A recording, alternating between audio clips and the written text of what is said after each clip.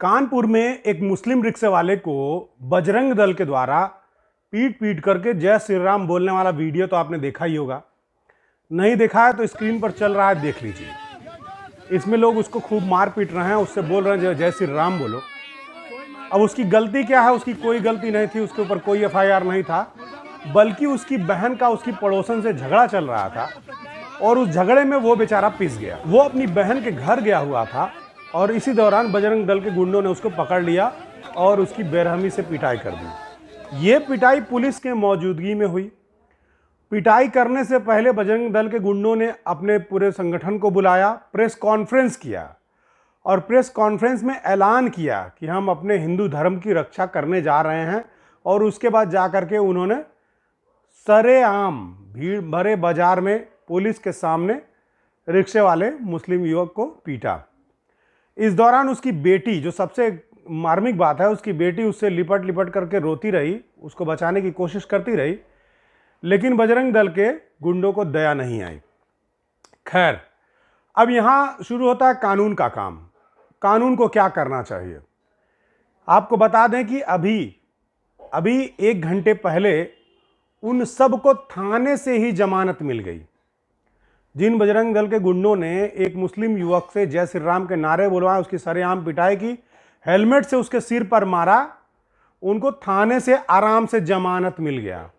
कोई कार्रवाई उनके ऊपर नहीं हुई, जबकि उनके इस कृत्य से दंगा भड़क सकता था, क्योंकि उन्होंने 2 परिवारों के आपस की लड़ाई, इससे एक संप्रदाय विशेष को भड़काने की पूरी कोशिश की गई।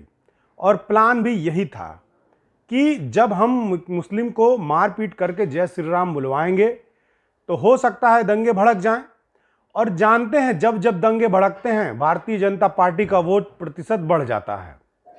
और यही कारण है कि आज भारतीय जनता पार्टी की सरकार है और इन दंगाइयों को थाने से ही छोड़ दिया गया।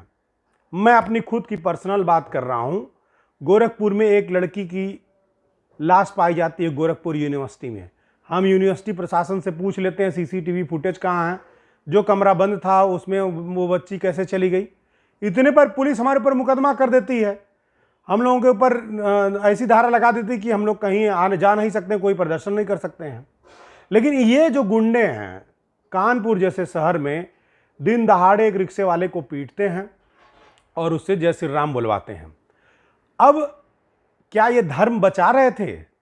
जो भी हिंदू लोग हैं उनसे मैं पूछना चाहता हूं कि ये जो हिंदुत्व की नई डिफिनीशन तय कर रहे हो कि जय श्री राम जबरिया बुलवाया जाएगा, ठीक उसी तरीके से जैसे तालिबान वाले अल्लाहू अकबर बुलवाते हैं और गला काटते हैं, तुम वही परिभाषा हिंदुत्व की भी तैयार कर रहे हो। तुमको क्या लगता है कि इससे हिंदुत्व आगे बढ़ेगा? तुमको क्या लगता है कि इससे हिंदुत्व का विकास होगा? एक रिक्शे वाले को पीट करके तुम दंगा भड़काने की जो कोशिश कर रहे हो, उसको पूरा देश आज समझ चुका है।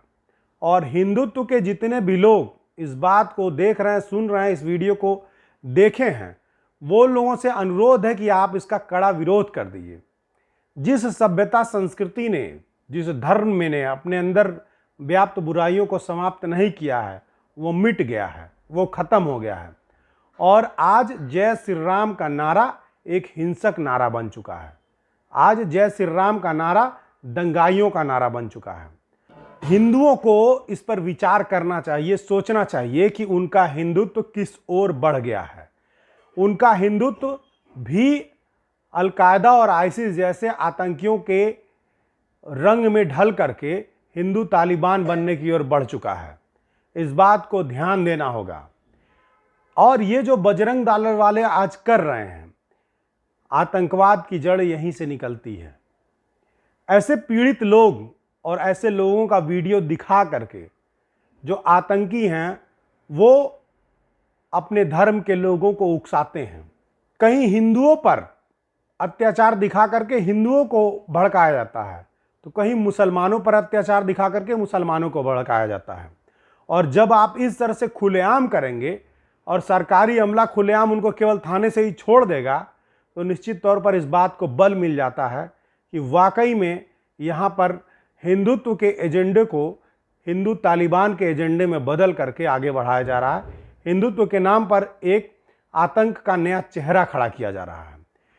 मैं मान लेता हूं एक बार कि उस रिक्शे वाले की कोई गलती थी, उसकी पड़ोसन ने रिक्शे वाले की बहन पर जो भी आरोप लगाए वो सही थे, तो क्या किसी को आप पीटेंगे? उसके ऊपर कानूनी कार्रवाई करनी चाहिए थी। अगर रिक्शे वाले की कोई गलती थी या उसकी बहन की कोई गलती थी, जैसा कि उसकी पड़ोसन ने आरोप लगाया है, तो कानूनी कार्रवाई होनी चाहिए थी, लेकिन ऐसा कुछ नहीं हुआ। बजरंग दल के गुंडे आते हैं और दिन दहाड़े रिक्शे वाले को पीटने लगते हैं। तो इस वीडियो के अंत में मैं अपील करना चाहूँगा आप सभी लोगों से कि आप लोग हिंदुत्व की इस परिभाषा को गढ़ने से बढ़ने से रोकिए और आप देखिए कि आपका धर्म किस तरफ बढ़ रहा है। जहां आप चिल्ला चिल्ला के कहते हैं भाषणों में कि वसुधैव कुटुंबकम, सारा विश्व हमारा परिवार है, आज वहां पर चंद गुंडे हिंदू धर्म को हिंदू तालिबान के तरफ मोड़ चुके हैं। इस पर ध्यान देने की जरूरत है। आप सभी लोगों को धन्यवाद। लोकतंत्र जिंदाबाद, संविधान जिंदाबाद।